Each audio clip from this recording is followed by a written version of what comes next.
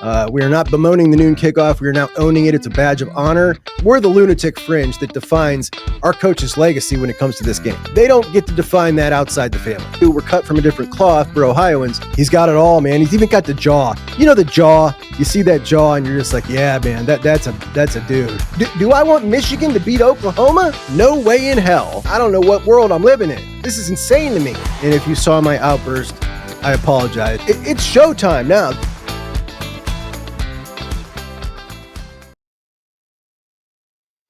Welcome into Juck on Bucks. Appreciate you so much for joining me.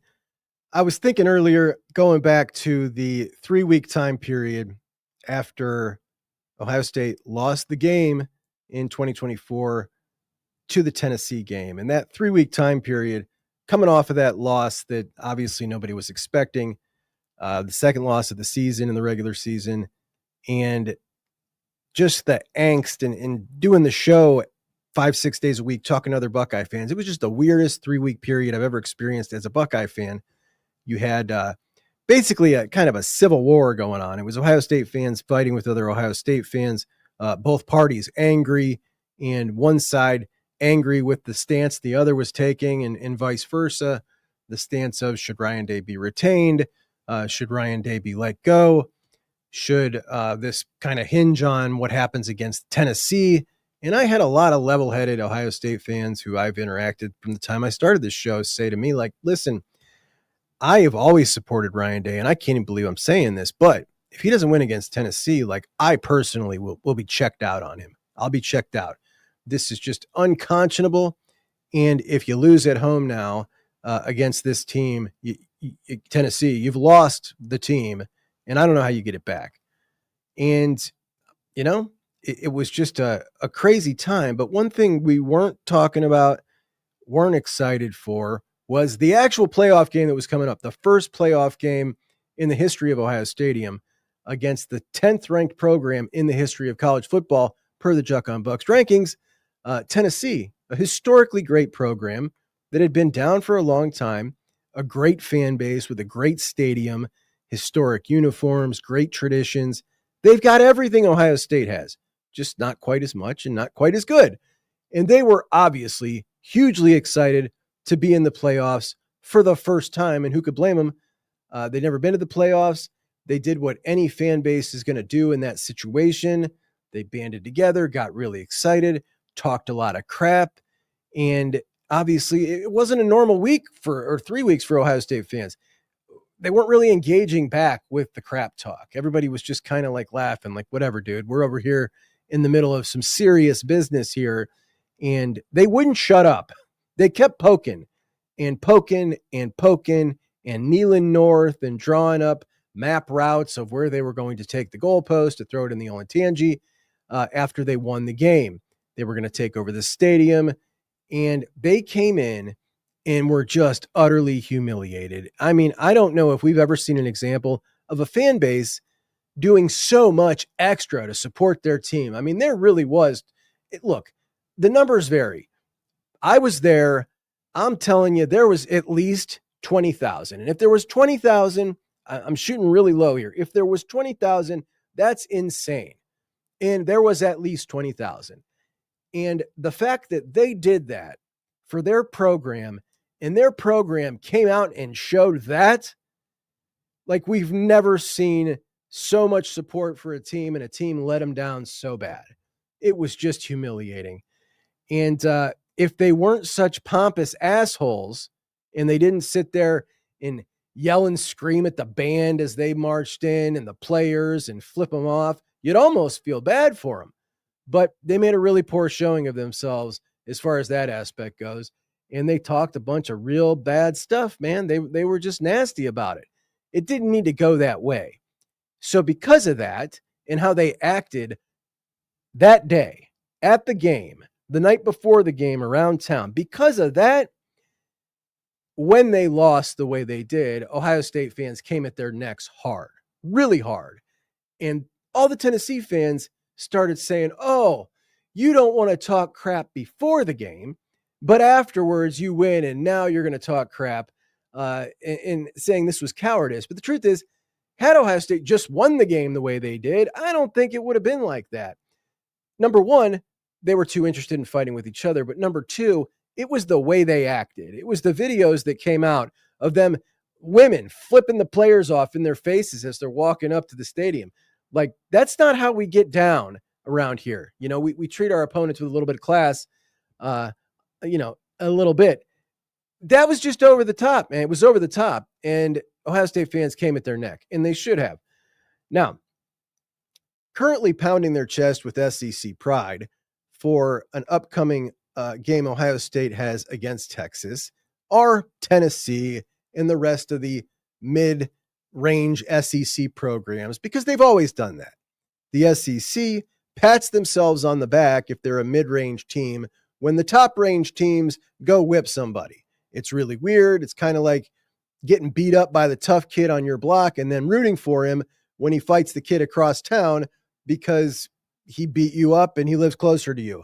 And then bragging about it when he wins. It's really strange. It's illogical, but this is how the game works for them. And we've made fun of these folks mercilessly from like 2006, 2007 to 2022. And I mean, all of us did. Everybody watching this shouted and made fun of them for their stupid SEC chants. It was basically the chorus throughout Ohio Stadium as they tucked tail and ran out of the stadium at the beginning of the third quarter in that playoff game. This has obviously created a ton of hate for them, all of them, outside of the SEC. The programs that hate them the most, programs like Clemson, Florida State in the ACC, Oklahoma and Texas in the Big 12, Ohio State and Michigan in the Big 10, because you got mid-range teams and they look at programs that are great programs like the ones I just named that don't play in the SEC and say you would be second-rate programs in the SEC. You would be like Arkansas in the SEC. You're only who you are because you play in the Big 10 or the Big 12 or the ACC. You'd be Kentucky, you'd be Arkansas. Like, they've said this forever. Now, obviously, it's not true, and they have no idea.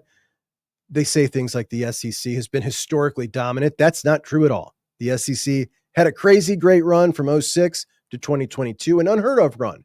There's no doubt about that. That's not historically. That's the last 20 years. Now, Oklahoma and Texas and Ohio State and Michigan, they didn't start in 2006 playing football. These are programs with incredibly rich history, for blue bloods of the sport. And because of this irritation with the SEC fan bases, I always personally felt a little bit of a kinship with Texas and Oklahoma because they were kind of in the same boat when those mid-range SEC fan bases would point their finger and say things like that. They'd say it about them too. Clemson and Florida State as well, though Clemson not really on that tier historically. Florida State, a little bit more of a, nouveau rich program. Obviously not right now, but they've not been along and dominant as long as Texas and Ohio State and Oklahoma and Michigan, and a little bit different there. But the point is, I felt a little bit of an understanding with Texas and in Oklahoma as well. Now, this really had nothing to do with the opponents in the SEC that Ohio State was playing or anybody was playing, but more with their loudmouth fans, because I've just never seen a more insular group of folks than those Southerners are about the SEC. They really don't know the history of any of the programs outside the SEC. Like, that's what they know, and that's it. That's never the way I've followed college football. I know everything about the SEC and the Big 12. Like, that's how I learned the game. They just stopped right there, right? They didn't go outside their walls, and they really believe the stuff they're saying, which is the part, like, you can see saying stuff like that to troll your opponent, right? Like, Ohio State would be an average team in the SEC. They really believe it. I'm not even kidding. And that's the part that just always killed me. And they would point to that bowl record Ohio State has against the SEC. And it's difficult to argue, man. It's difficult to argue because that record is so astronomically poor. And I wish I had a better explanation for why that was. Thankfully, Ohio State got two to the good side in 2025 and will continue to do that. I have no doubt. But now what we've got here is a situation in a matchup coming against Texas this year, and we played last year. We'll play again on Saturday. So last year, heading into the Cotton Bowl, The discourse with the Texas fans was nothing like Tennessee. They were respectful. They're very knowledgeable fans. I generally like them. I was certainly rooting for them their first year in the SEC, much like I did Texas A&M and Missouri 15 years ago when they joined the SEC, and they both did really great in their first couple years in the SEC, which was awesome because the SEC folks said they were going to destroy them, and they didn't. Gary Pinkel, an Akron, Ohioan, coaching Missouri at the time, so that made it double sweet. They also said that Texas was going to get destroyed last year. Oklahoma kind of did. Texas did not. And Texas and Ohio State met in that Cotton Bowl. And here we are, as Texas comes into town to square off against the Buckeyes in the shoe on Saturday, number 1 versus number 3. And Texas fans have now officially, in just their second year in the SEC, been infected by the SEC virus. Have you heard Texas fans the last week and a half? Despite losing to Ohio State last year and watching Ohio State go on to win the national championship, Ohio State's 9th, Texas has 4. They sound like Tennessee fans sounded before that playoff game last year. It's not we're confident in our team. They're talking about Ohio State like Ohio State is a second-rate program, like Ohio State was the one that got knocked out of the playoffs by Washington a couple years ago, beat by Georgia twice last year, barely beat Arizona State, and then got beat by Ohio State. They're talking about Ohio State like Ohio State is soft and they are this behemoth because they've been infected. Everyone sucks. Everyone that doesn't play in the SEC sucks. I can't believe it, but they're one of them now. And the funniest thing about this is their first 2 years in the conference, they've had maybe a top 3 easiest schedule both years. Oklahoma hasn't. Their counterpart has had a murderer's row. Texas has been living on easy street with the schedule. Their schedule this year, these are 7 of the games on their schedule this year. Kentucky, Vanderbilt, Arkansas, UTEP, San Jose State, Sam Houston, and Mississippi State. That is more than half of their schedule with 3 G6 teams in the dregs of the SEC. 7 absolutely terrible games, and it wasn't any more difficult last year. And they're over here running their mouths like crazy about coming into Columbus, Ohio to take on the defending national champs and acting like they're just going to roll over. They're going through every position group, questioning how Ohio State could possibly win. Ohio. Questioning how Ohio could win because they've adopted Ohio. They're calling us Ohio, which once a fan base goes that route, I just, all respect out the door. But they think they have a better quarterback. They think they have a better running back crew. They think they try to make the wide receiver argument. You can tell they don't really believe it, but they try. They have a better secondary. They have better linebackers. They have a better defensive line. And I don't know how Ohio State could possibly beat them. That's basically the line coming out of Texas. I'm not going to have anybody say to me, Ohio State fans waited till after the game, after they won to talk crap. Now, I just didn't have any crap to talk about Texas, but I guess I do now. So listen up, Junior. I understand you're excited, man. Your program's in great shape. You got a great coach. He's got great support. Your recruiting is humming. You're picking and choosing in the transfer portal. Everything is top-notch in the Texas operation right now, and you're set to compete for national championships every year at this point. Welcome. What you're experiencing is called Tuesday in Ohio for the last 25 years. We've won 2 national championships since you last beat us. I'll be saying the same thing on Sunday.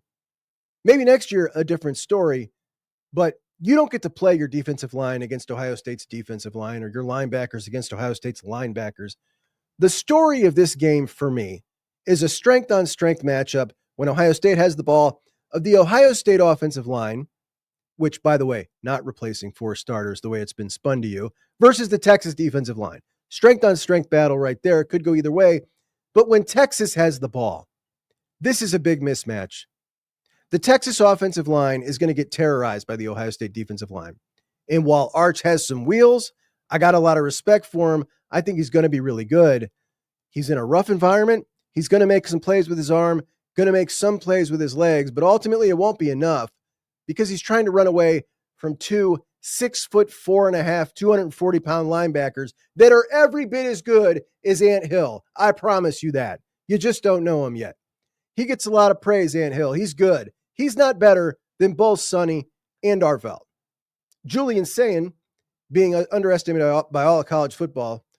Julian Sayin being underestimated by all of college football. You're about to find out why Sark wanted him so bad. And Ohio State's going to run the ball on you. They're going to throw the ball on you. I hope you're there to see it. I'll be there. Hit me up on Twitter, Juck on Bucks. You can give me your prediction before the game. We'll put it on the show next week down there in Columbus if you come up and make the trip. I hope you do, but I really suggest you check yourselves before you fall into the idiocy of the rest of that conference, man. Of course, I've been watching some of the Texas guys this week. This I put together last year. This is my buddy here, man. I don't know his name, but he's funny. I have not seen the guy at Tennessee, but I would take Ryan Wingo over the guy at Ohio State immediately. More speed, Jerry. Same catch radius. The guy at Ohio State may be a better 50-50 ball catcher. Ryan Wingo's a better prospect. Just is. You're not that big and run that well. It's not. That's just not how the world works. I mean, he's right, isn't he? You're not that big and run that well. That's just not how the world works. And he's right. He was absolutely right. He's listening to this and reading this and saying, yeah, sorry, that can't be possible, but it is. He's just that different. Jeremiah, of course, I'm talking about. They got a plethora of programs to watch. They're like Ohio State. You can find a ton of stuff. Watch these two fellas here. Is there any chance Matt Patricia runs Jim Knowles' defense? Or does ego disallow that? I would have said no. I don't even know if he knew how it worked. The dude's a rocket scientist. I wouldn't know if he knew how it worked. But yeah, you're going to see a lot of that. Some news out of Michigan. So let's start with Gus Johnson, right? We've got to listen to Gus Johnson call almost every Ohio State game. Works for Fox, Big Noon. Now Dave Portnoy works for them pregame. And you got a Michigan fan pregame. You got a Michigan fan calling the game as Gus Johnson has come out on a podcast and talked about not just a Michigan fan, but all his life and how touched he's been being able to be part of this Michigan renaissance and being part of those games forever. So a little something to keep in the back of our minds when he's calling the games, man. Bryce Underwood named the starting quarterback at Michigan. And as a talent, I think this kid is something. I think he's going to be a really, really special one. Borderline was one of those unstoppable type of kids. I think that when he comes of age, not going to be this year, maybe middle of next year, his third year, he's going to be an absolute force, just dynamic. He thinks that's going to happen this year. Things that you're most excited to get on the field and do this fall? Honestly, just to shock the world, they seen a lot of freshmen, but I feel like nobody's seen a freshman like me. So, what are some of the goals you have for yourself? Honestly, do whatever it takes to get my team to wherever they want to be, which is the national championship. Of course, beating Ohio State is one of the other things as well. So, however I can prepare my team like that, that's what I'm willing to do. Winning games, of course. Now, I just want to thank him because I was having this issue where it was like, I even said on the show before, I really like the way this dude's carrying himself.